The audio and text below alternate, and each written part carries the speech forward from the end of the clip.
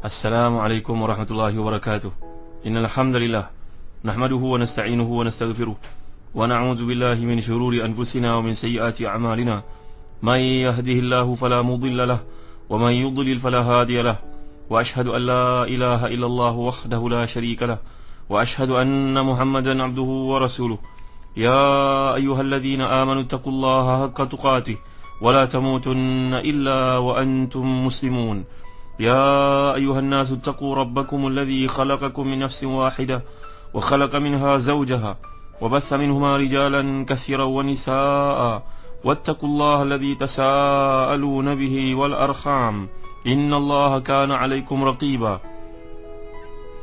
يا أيها الذين آمنوا اتقوا الله وقولوا قولا سديدا يصلح لكم أعمالكم ويغفر لكم ذنوبكم ومن يطع الله ورسوله فقد فاز فوزا عظيما. Amma ba'd. Saudara penampil Ustaz Mahdi Syarudin, saya mendengar mereka Allah sekalian. Alhamdulillah, bersyukur kita kepada Allah Subhanahu wa taala dengan limpah kurnia dapat kita menyambung kembali kuliah tafsir ini, dan kita berada pada ayat yang ke-69. Firman Allah Subhanahu wa taala melalui surah Ghafir ayat ke-69 ini, A'udzu billahi minasyaitonir rajim. Alam tara ila alladhina yujadiluna fi ayati Allahi anna yusrafun الذين كذبوا بالكتاب وما أرسلنا به رسلنا فسوف يعلمون إذ الأغلال في أعناقهم والسلاسل يسحبون في الحميم ثم في النار يسجرون. Maksudnya, tidakkah engkau melihat orang yang selalu membantah ayat Allah Subhanahu Wa Taala, bagaimana mereka dapat dipalingkan? Iaitulah golongan mendustakan kitab Al-Quran dan wahyu yang dibawa oleh rasul-rasul kami yang telah kami utuskan. Kelak mereka akan mengetahui ketika belenggu dan rantai dipasang leher mereka, sehingga mereka diseret ke dalam air yang sangat panas, kemudian mereka dibakar dalam api. Kemudian dikatakan kepada mereka, manakah berhala-berhala yang selalu kau persekutukan?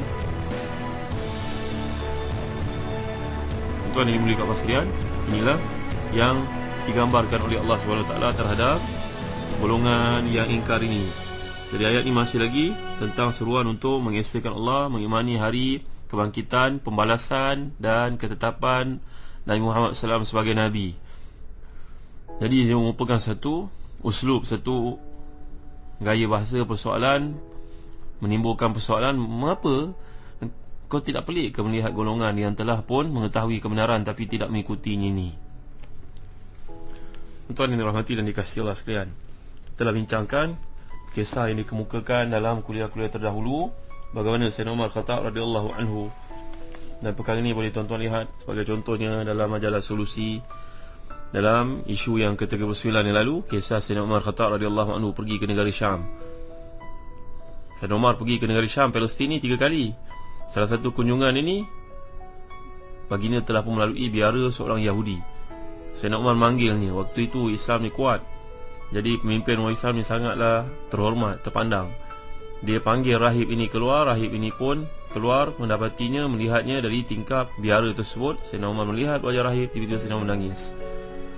Para sahabat tanya, wahai Amirul Mukminin, mengapa tuan menangis? Sayyidina Umar menjawab, aku teringat kepada ayat Allah Subhanahu Wa Taala dari surah Al-Ghashiyah, amilatun nasibah tasla naran hamiyah. Pada hari itu wajah menjadi tunduk hina, bekerja kuat di dunia dahulu dengan kepayahan, tetapi menjadi bahan bakaran api neraka di akhirat kelak. Buat kerja sia-sia tuan-tuan yang dimuliakan Allah sekalian. Kerja-kerja yang tidak pernah disuruh oleh Nabi-Nabi yang diutuskan kepada datuk nenek moyang mereka. Tak pernah pun suruh hidup rahbaniyah seperti itu. Tidak boleh berkahwin, tidak boleh makan daging,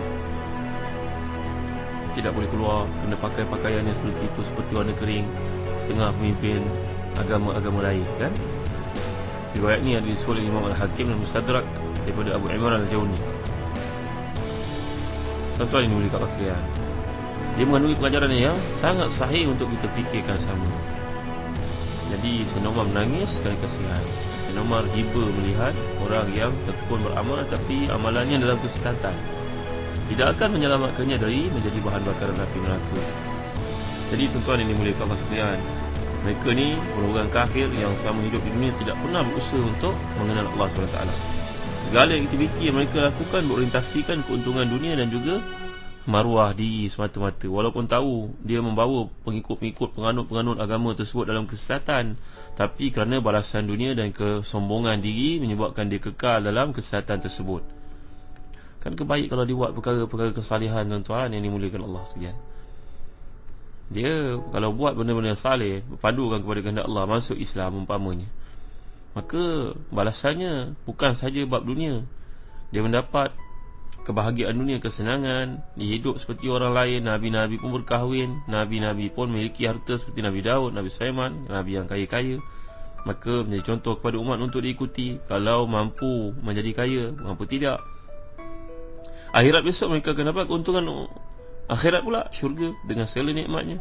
Tapi malang sekali golongan ni tiada hidayah Allah SWT, maka hiduplah di dalam kesesatan.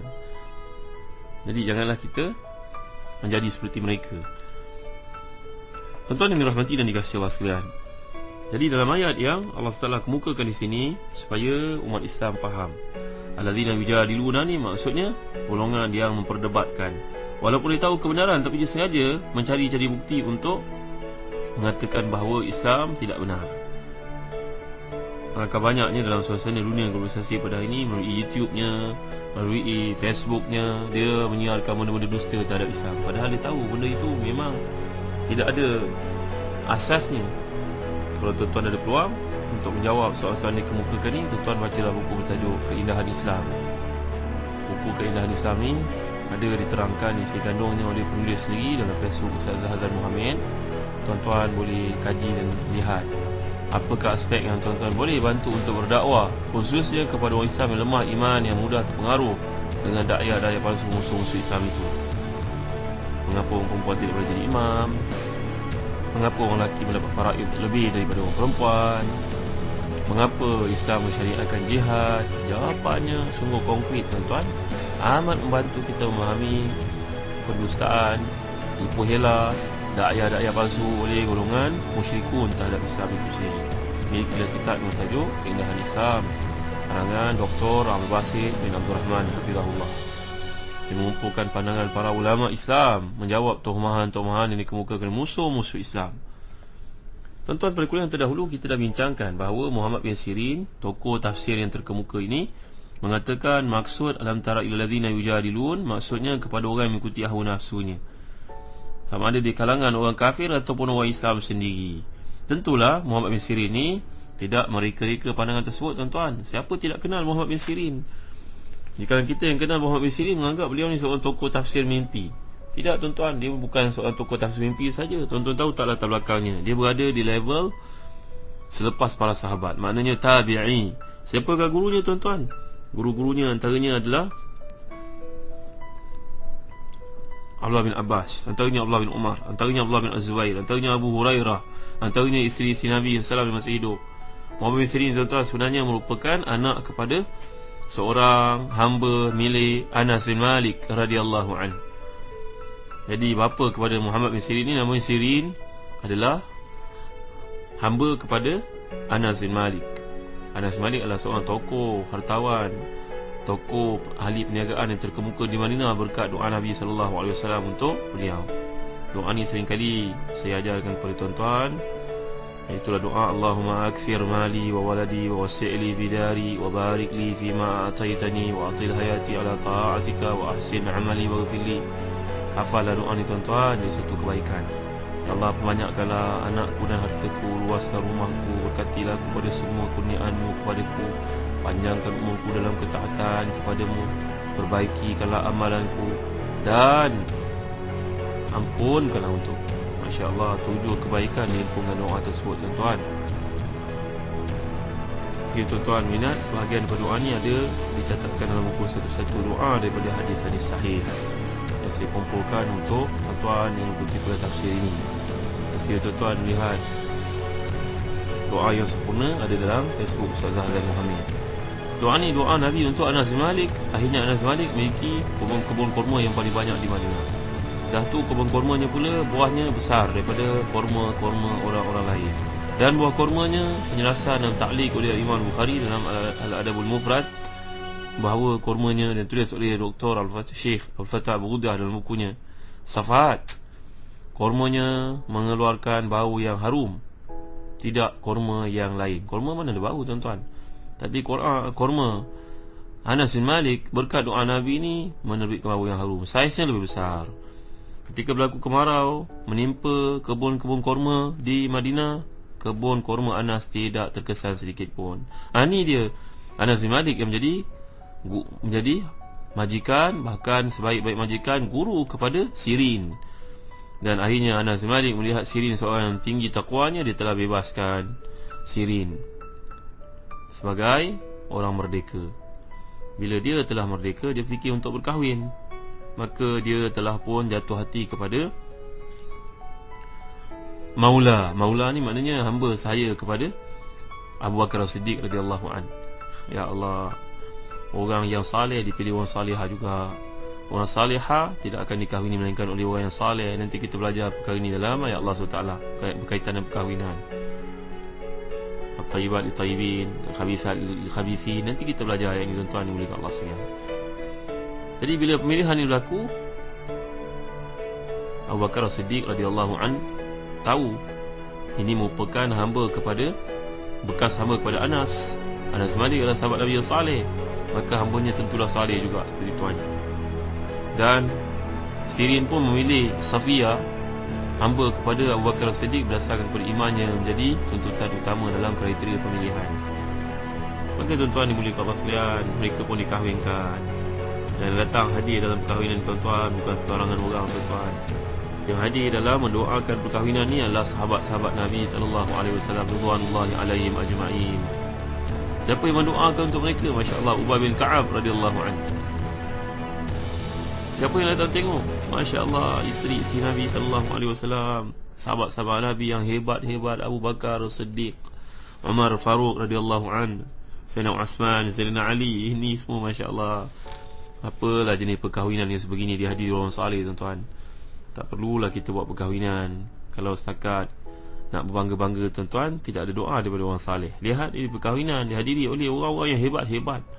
Bayangkan doa mereka telah pun mencorakkan kehidupan dua orang mempelai ini.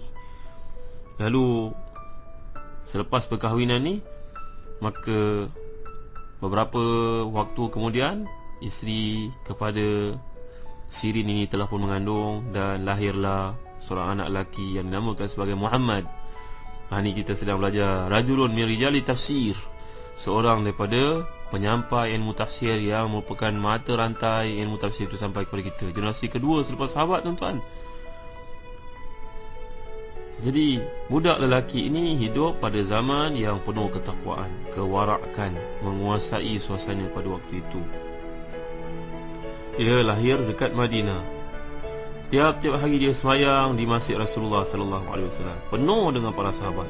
Zaid bin Sabit, Anas bin Malik, Imran bin Husain, Abdullah bin Umar, Abdullah bin Abbas. Ya Allah, bintang-bintang semuanya tuan-tuan yang bergemerlapan ilmu mereka. Maka anak ini daripada kecil telah pun ditundukkan, diajar, dibawa oleh bapanya untuk hadir dalam kuliah-kuliah yang disampaikan oleh para sahabat. Masya Allah, hebat tak tuan-tuan? Bawalah anak-anak kita pergi jumpa dengan alim ulama kan, bawalah anak-anak kita pergi ke kuliah-kuliah supaya dorongan, kecenderungan lebih kepada perkara itu banding dengan keduniaan yang lain. Kemudian keluarganya pun bawalah anak ini selepas dia mendapat ilmu yang secukupnya. Ilmu ni tak pernah cukup lah tuan-tuan. Di Madinah mereka pun pindah ke Basrah. Ini kita sedang berkenalan dengan seorang pentafsir Quran terkemuka di kalangan tabi'in yang mentafsirkan ayat ini. Maksud yujadilun mujadalah yang maksudkan di sini iaitu al-mail ilal ahwa, cenderung pada hawa nafsu. Tentulah pandangan beliau ni berasaskan kepada pandangan para sahabat, gurunya Abdullah bin Abbas, Abdullah bin Umar, Abdullah bin Az-Zubair, Anas bin Malik, Imran bin Husain, Zaid bin Thabit. InsyaAllah guru-gurunya hebat tuan-tuan, dari isteri Nabi SAW. Maka mereka pun pindah ke Basrah. Dan di Basrah ni juga, walaupun Basrah merupakan satu bandar baru yang diasaskan oleh Umar Khattab radhiyallahu an, tapi ia penuh dengan para sahabat. Kerana para sahabat ini merupakan mujahidun, mereka pergi untuk berperang di sana. Jadi Muhammad bin Sirin ini hidup di Basrah dalam keadaan hidupnya hanya untuk ilmu dan juga ibadah. Tapi dia tidak lupa kepada pesan ayahnya. Ayahnya dulu merupakan hamba kepada seorang peniaga besar di Madinah, itu sahabat Nabi Anas bin Malik. Maka kecenderungan perniagaan itu pun tidak pernah luput daripada dirinya. Mulia sahabat ni. mulia tabi'in ini. Nampaknya kisah ni tuan-tuan menarik untuk kita hayati, kita fahami, agar ia mencorakkan cara berfikir kita, cara bertindak kita. Kerana mereka ni merupakan golongan-golongan yang telah pun menempa syurga Allah SWT, bahkan telah pun menikmatinya tuan-tuan di alam barzakh. Penting untuk kita hayati. Kalau tuan-tuan ada kesempatan, tuan-tuan bacalah daripada buku yang bertajuk Rasul Mulia, Umat Mulia, Akhlak Mulia. Buku Rasul Mulia, Umat Mulia, Akhlak Mulia ni wajibkan kita untuk baca sebelum tidur tuan-tuan. Kerana dalamnya penuh dengan contoh-contoh terbaik generasi salafus saleh yang Nabi telah ajar didik mereka. Mereka tidak pernah belajar di tempat-tempat yang tinggi, dengan sejarah hebat, universiti ternama, kolej-kolej yang hebat, tak ada tuan-tuan. Tapi mereka ni belajar daripada madrasah Rasulullah sallallahu alaihi wasallam. Maka jadilah mereka manusia yang mengungguli sejarah. Jil Quranil Farid, mereka itu merupakan generasi Quran yang unik. Dan kata Abu Hasan Ali An-Nadawi dalam kitab beliau bertajuk Maza Khasira Alam min Hitatil Muslimin, sejarah telah pun mandul daripada melahirkan, mengulangi, mencipta, melahirkan generasi yang unggul seperti mereka. Tuan, nanti kita akan kisahkan lagi perkara ini dalam kuliah tentang Muhammad bin Sirin. Bukannya pentafsir mimpi semata-mata, itu satu daripada kebijaksanaan, kehebatan ilmu ini. Tapi yang lain daripada itu, beliau merupakan seorang muhaddis, seorang faqih, seorang mufassir. Nanti kita lihat sejarah hidupnya, penting untuk kita fahami. Kerana mereka ni adalah antara yang terlibat mentafsir Al-Quran, namun mereka sentiasa disebut dalam tafsir-tafsir. Allahu a'lam, sallallahu ala sayyidina Muhammad wa ala alihi wa sahbihi wa baraka wa sallam. Walhamdulillahi rabbil alamin. Wa barakallahu fikum. Wassalamu alaikum warahmatullahi wabarakatuh.